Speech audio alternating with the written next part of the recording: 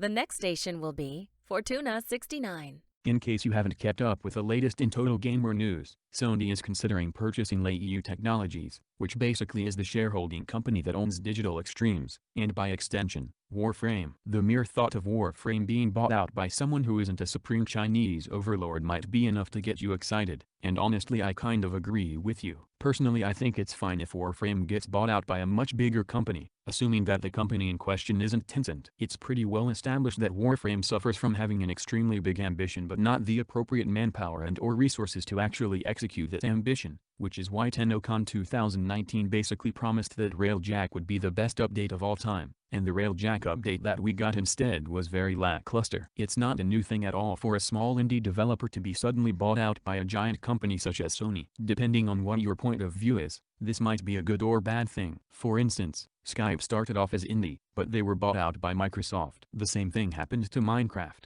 and the exact same thing happened to every single indie developer that EA has ever bought. Regardless of what you think about Sony potentially buying Warframe, all of us would be jumping the gun by calling it a bad idea. Personally I don't care if Sony does end up buying D, as long as they bring back Dirty Bomb. However, considering that Warframe could also potentially be bought out by much bigger and worse companies such as Tencent, personally I would pick Sony if Warframe had to be bought out by somebody. Literally anybody would be better than Tencent, if you ask me. Having a big name such as Sony be officially and financially backing Warframe would be a great thing when it comes to having the resources and means to actually getting content planned and put out. But at the same time, it raises the possibility of something stupid in the future, such as Warframe no longer being supported on Xbox or Nintendo Switch, or if we really want to go for the worst possible case scenario, Warframe becoming a PlayStation exclusive. Personally I think that it would be a very bad decision from Sony to make Warframe become a PlayStation exclusive, because even they should realize that Warframe's always done best with the PC community, not the PlayStation community. To be fair, statistically speaking Warframe is more popular on PlayStation than on Xbox, but at the same time,